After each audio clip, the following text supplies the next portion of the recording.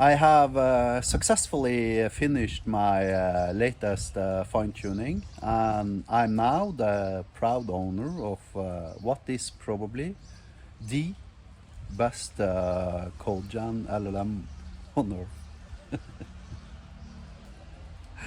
And before you start benchmarking it, that's useless. You see, Hyperlambda is not a programming language. It's a domain-specific programming language. So you can't do everything with Hyperlambda that it can do with Python. In Python, for instance, you can probably create algorithms that, calculates oxygen consumption of, rocket engines on Mars. I don't even know, right? I'm just like making up stuff as I go. That is because Python is a general purpose programming language, and so is C# and Java and JavaScript and all of those guys. That means they can solve every problem that can be solved with code. Hyperlambda is not like that. Hyperlambda can actually probably solve 0.00001% of all the potential problems you can solve with, Python or C# or something. And that is the whole freaking point, right? Ask yourself this question. Do I really want Jane in accounting to be able to create a terminal command that does rm-rf/? If you don't understand what rm-rf/ is, by the way, I suggest you click back and you stop watching this video, because the entire YouTube video is going to be useless for you, right? Now, rm-rf/ basically deletes your computer. That means if you put something like Claude Code on a server, right, in a multi-user environment, then Jane from accounting could one day be duped into doing something or prompting something that by accident deletes your company, right? And with Hyperlambda, that is possible in theory, but not for Jane from accounting. Peter, the CTO, though, he can do that. But Jane from accounting cannot do that, and they're using the exact same system, right? That concept is called RBAC, role-based access control, and it's integrated into the core of Hyperlambda. That's feature number 1, right? And that makes Hyperlambda probably like 10 orders of magnitudes more secure than the CLI, terminal commands, Python, JavaScript, stuff like that. And that's the stuff Claude Code is using all the time. That's why every single week we have a new case of some poor schmuck who had Claude Code delete his production database that was like 10 years old with 20 million records, and even deleting the backups and stuff like that. Things like that is not even possible in theory in Hyperlambda unless you explicitly allow for it. And that's point number 1. Point number 2, look at this piece of code I'm doing here now, right? Now, some of these things I'm demonstrating with the Hyperlambda generator would literally take 20 to 60 minutes with Claude Code. Why? Because if you go to Claude Code and you tell it you want an app that extracts, all H1 values from Hyperlambda.dev's sitemap, then it's going to have to, create a plan for how to create an app that actually does that. It's probably going to choose Python or JavaScript or something like that, or maybe a CLI, some sort of like, bash script or whatever.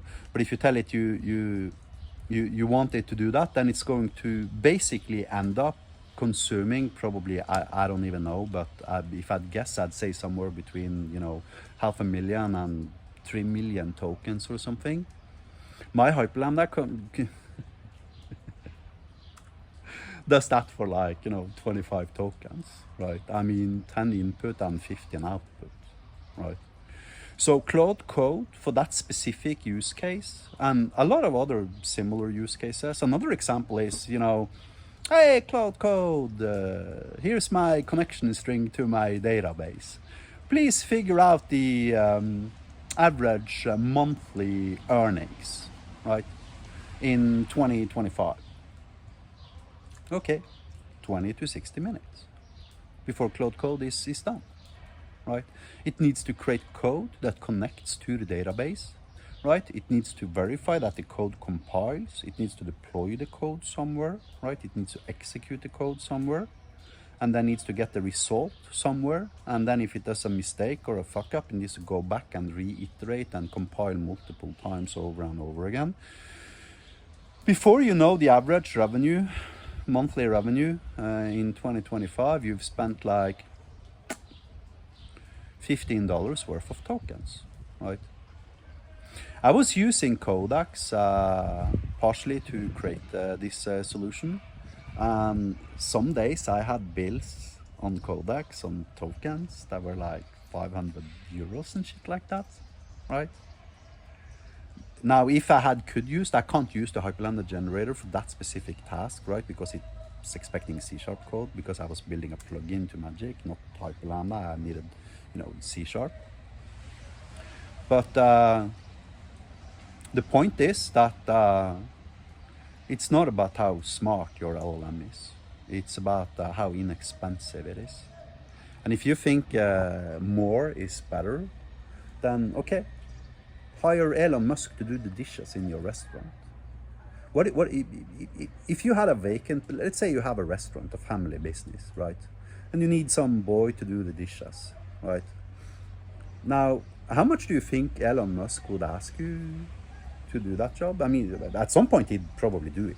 He'd probably flat out say, fuck yeah, I'll take your job. I'll do 40 hours a week doing this, right? If you offered him $1 billion per hour, I mean, he would definitely do that, right? I mean, everybody would do that. Even Donald Trump would end up being your dishwasher boy if you paid him $1 billion per hour, right?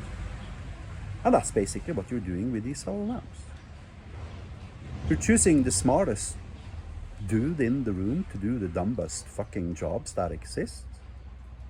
You see, you don't need Claude Code to do your dishes, right? Because Claude Code's gonna ask you for $100 per hour. What you need a dishwasher expert. And that is where Hyperlambda is simply superior. You see, the things I've been showing you on the screen now, they are basically prompts that works with the Hyperlambda generator. And the Hyperlambda generator is ridiculously good at creating tools on the fly, accessing databases, accessing the file system, the virtual file system, not the whole file system, the virtual file system. It's ridiculously good at web scraping, HTTP web APIs, integrations, SignalR, sockets, all of that beautiful stuff. But it does no shit outside of that. Now, I just listed everything required to create AI agents, right?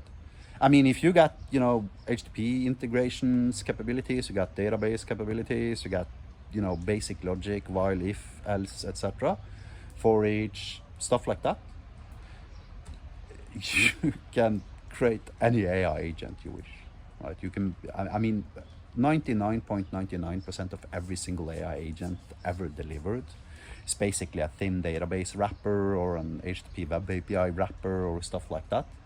Now with the Hyperlambda generator, you can create that 100% using natural language. Right? You look at stuff such as LangChain and Zapier and Make and all these like graphical drag and drop tools, right?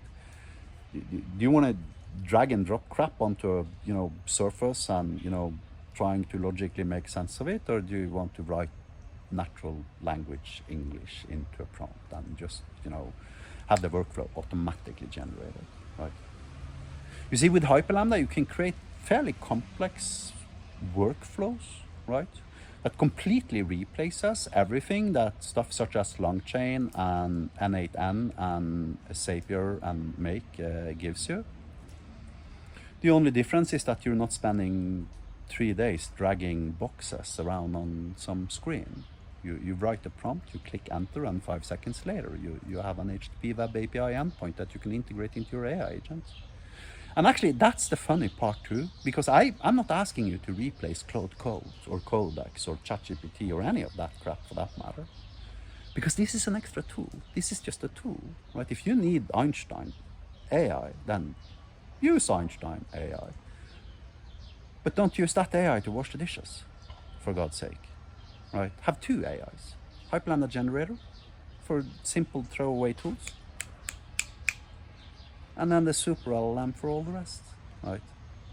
So that gives you a significant increase in development speed, in response time for the AI agent, while at the same time significantly reducing your build.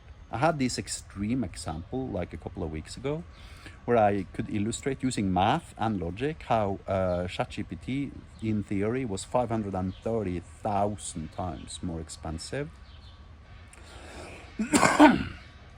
sorry, than the Hyperlambda generator on some specific tasks. And of course, that is the extreme example, right? But how about if I told you that today 90% of your builds related to Claude Cowork or Claude Code or whatever are related to tool creation? And how about if I told you that I could reduce that 90% by 90% in cost? You see, the Hyperlambda generator starts at $29 a month, right? That's my intended sales pricing of this thing. And that means that you can pay $29 a month to have the capability to create, I don't know, 500 dynamic tools per month or something. Divide that by 30, you're up to like 20, 15, 8, 17.6 tools per day or something, right? At which point you can use the Hyperlambda generator 17 times per day, and every single time the Hyperlambda is automatically used. You don't need to learn how to use the Hyperlambda generator or anything like that. All you need to do is to associate it with Claude Cowork as just another tool. And that tool takes natural language as input and returns JSON. Now, if you can configure a system instruction explaining to Claude Code when to use the Hyperlambda generator, you'd be probably saving a lot of money, even though you're technically paying $29 more per month. Simply put, because you know the stress on the orchestrator Einstein LLM would significantly drop, and you'd spend significantly less amounts of tokens. So now, when that's said, this thing here I'm showing here is trained on 603,000 files or something, right? The way I did it, I took the language, I created meta programming tools that allowed me to randomly connect different functions together without violating their contracts, such that only functions that were compatible with each other were wired up, etc., etc., providing me with probably very, very close to 100% coverage of the programming language as a whole.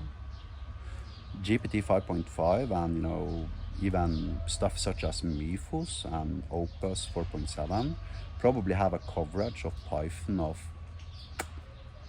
1 to 2% or something. I have a coverage of Hyperlambda that's like almost 100%.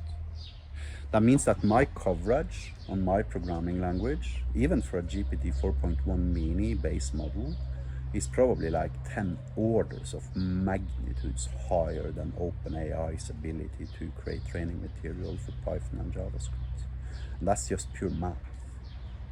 And that means that purely logically, my LLM is better than OpenAI and Claude's and Anthropic's LLMs, even though I can't prove it, because they wouldn't make even 1% in these benchmark tests that they're using to test LLMs. And that's because Hyperlambda is not a programming language. It's a domain-specific programming language. And its primary feature is that it doesn't have any feature. Or it has some features, but it has like 0.00001% of the features that Python has. But those features happens to be the one you need. And yet again, you don't need Einstein to do your dishes in your restaurant. You need a dishwasher boy that you're paying like, I don't know, $15 per hour.